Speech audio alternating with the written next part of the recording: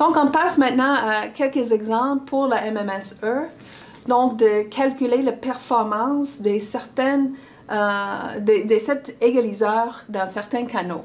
Donc, nous allons reprendre les mêmes canaux que nous avons examinés pour l'égaliseur zero forcing et nous allons voir la performance de chacun et voir les avantages et désavantages de chacun des égaliseurs. Donc, nous allons comparer la performance de ces deux solutions, ces deux égaliseurs linéaires, mais on peut aussi les comparer en fonction de leur complexité.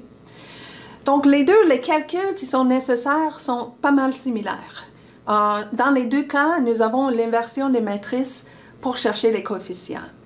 Pour le MMSE, les matrices sont des matrices de corrélation. Dans le cas de ZF, le zero forcing, les matrices sont plutôt la réponse à impulsion. Mais dans les deux cas, les calculs sont similaires. Bien sûr, la structure de filtre est identique. Dans le cas de l'MMSE, on peut même quantifier l'erreur minimale. Donc, nous avons dit que nous allons minimiser l'erreur moyenne quadratique et les équations Wiener-Hoff, Wiener-Hoff. On peut chercher les performances. Donc, on commence avec, premièrement, c'est juste quoi la force de données de cette séquence. Et plus que les données sont corrélées avec le signal reçu, donc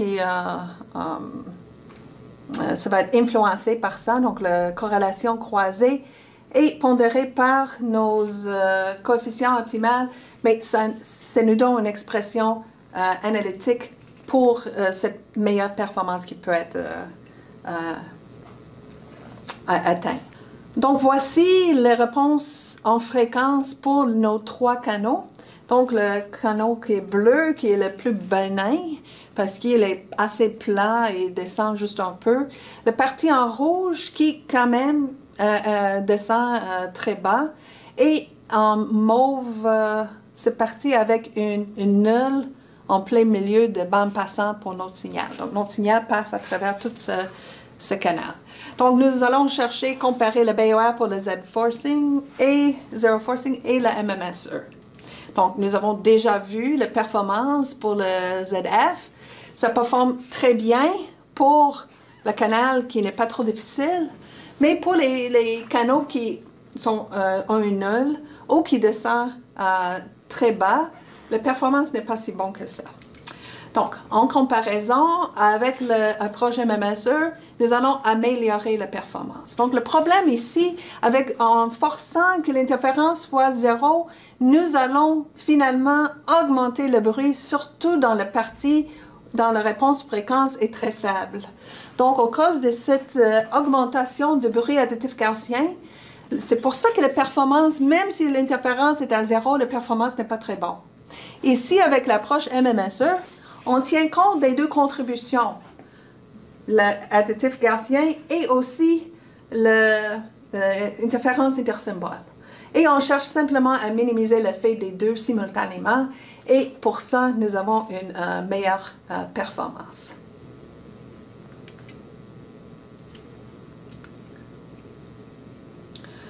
Donc, on a plusieurs options pour un égaliseur. La première option, bien sûr, c'est la longueur de filtre. Plus que le filtre est long, plus que l'égalisation va être efficace parce que nous allons prendre plus des corrélations en compte. L'autre option, c'est pour le temps entre les échantillons, notre temps delta. Typiquement, nous allons prendre le delta qui est égal à le temps d'un symbole. Ça, c'est un bon compromis entre les coûts de calcul et le rendement. Donc, la performance, l'amélioration de performance. C'est possible d'avoir une delta qui est une fraction de temps d'un symbole. Et nous allons avoir une meilleure performance. Mais le problème est une complexité plus élevée. Premièrement, pour le même intervalle de temps, donc supposons que notre filtre couvre une certaine n,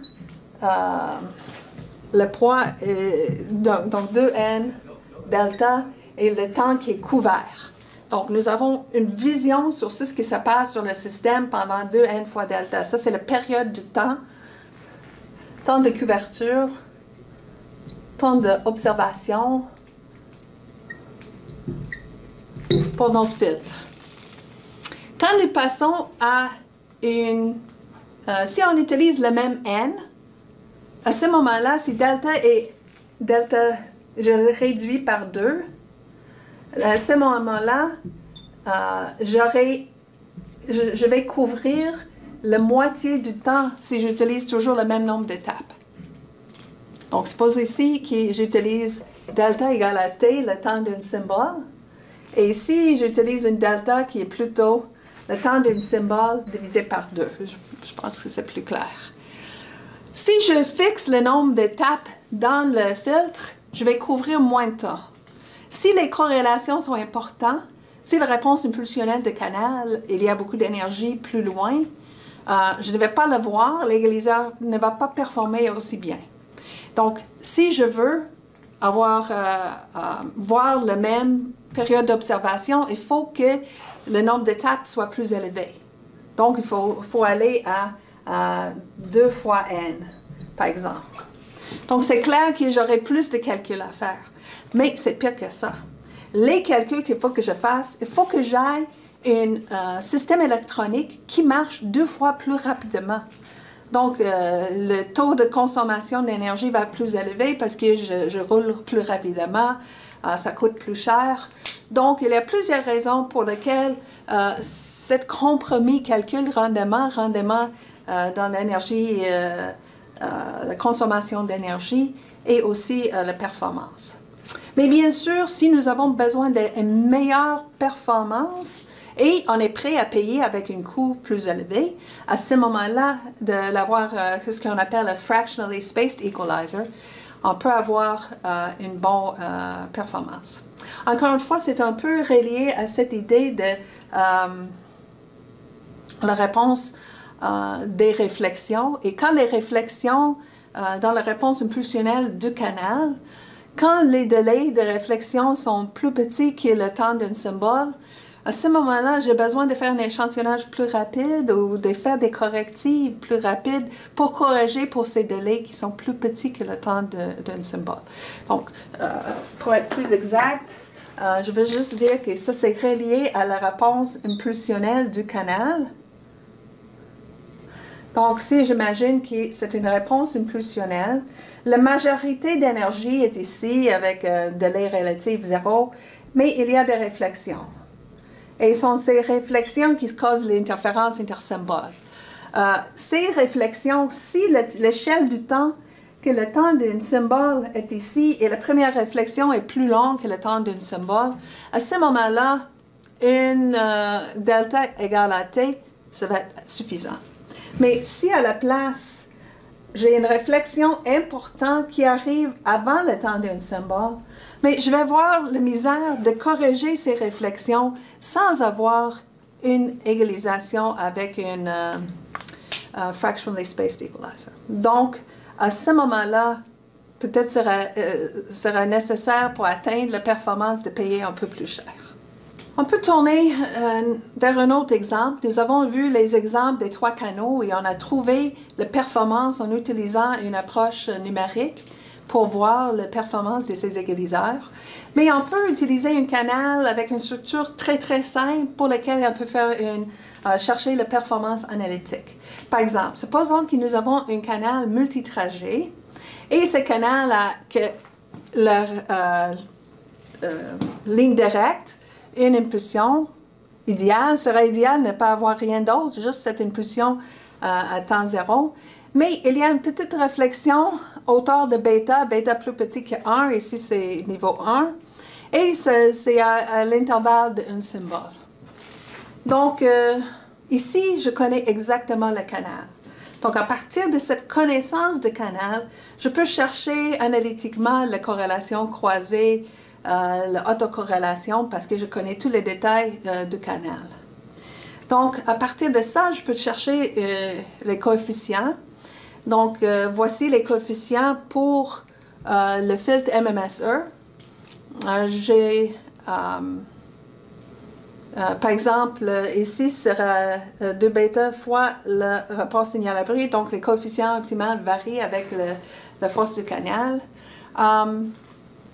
Pour bêta égale à 1,5, donc une réflexion assez forte, et une UB sur N0 assez faible, on voit ici une solution qui a été trouvée numériquement. Donc ici c'est théorique, ici était la solution numérique que nous avons trouvée. Donc c'est quand même pas trop loin de nos prévisions. Donc, nous allons voir ici la performance de cette signal. Donc, nous avons ici versus UB sur N0, la probabilité d'erreur. S'il n'y avait pas de ISI, donc juste pour référence, pas pour le canal spécifique, mais si on avait un canal avec aucune deuxième réflexion, mais juste un canal passe-tout, on aurait cette courbe qui est la courbe pour le BPSK. Donc, nous avons le bêta égale 1,5. Donc, si j'utilise cette réflexion, bêta égale 1,5, voici la performance avec aucun égaliseur. Et si nous utilisons l'égaliseur, nous allons plutôt cette amélioration. Donc, ici, c'est un exemple où on peut chercher les valeurs exactes et analytiques. Donc, le MMSE, cet égaliseur, il y a une structure facile. C'est une structure d'un filtre transversal.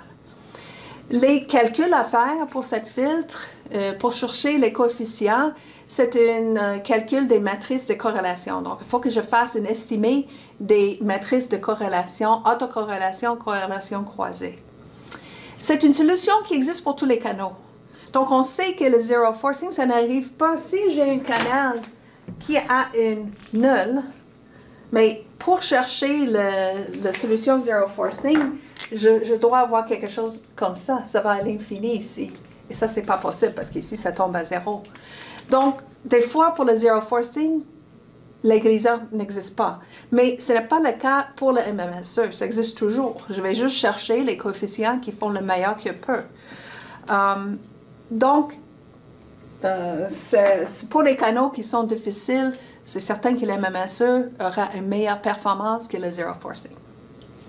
Donc, je vais parler maintenant de à quel point est-ce que les deux solutions vont donner la même solution. Mais si la contribution de le bruit additif gaussien est très faible,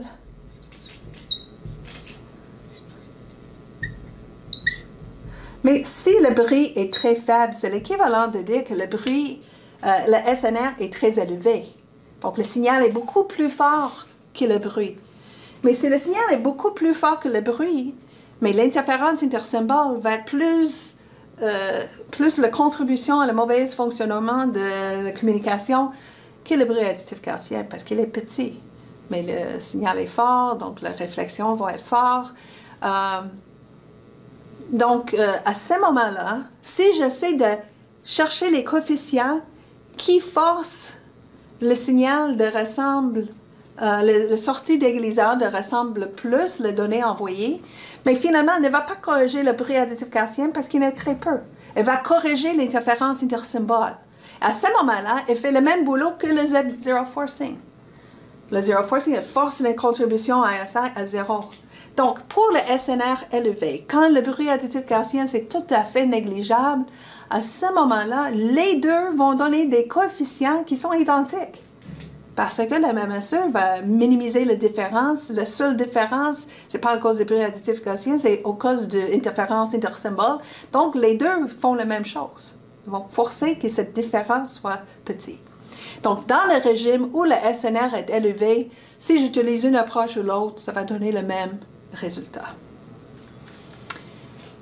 Finalement, je vais mentionner que bien sûr, quand je utilise le MMSE, je vais corriger, je vais minimiser cette erreur quadratique moyenne, mais je ne vais jamais atteindre exactement la courbe théorique. Il y aura toujours une certaine perte par rapport à ça parce que il n'y a pas de miracle. Okay? On va compenser pour un canal. Voici, c'est une un canal qui annule, donc l'information sur le signal elle va disparaître parce que le canal va le couper. Donc, les parties du signal qui est carrément perdue, donc c'est certain que l'erreur moyenne chronométrique, il y aura des erreurs parce que les données étaient coupées. Donc, il y a toujours une perte par rapport au signal à bruit, le rapport signal à bruit. Donc, pour retourner en notre taxonomie, pour se situer un peu, c'est ce qu'on a discuté, on a toujours la section des égaliseurs linéaires avec une structure d'une file transversale et nous avons discuté les deux solutions, le zero forcing et le MMSE. Deux choses différentes, deux stratégies différentes d'optimisation. Zero forcing, forcer l'interférence intersymbole à zéro. MMSE, de plutôt juste forcer que la sortie du filtre ressemble le plus possible les données envoyées.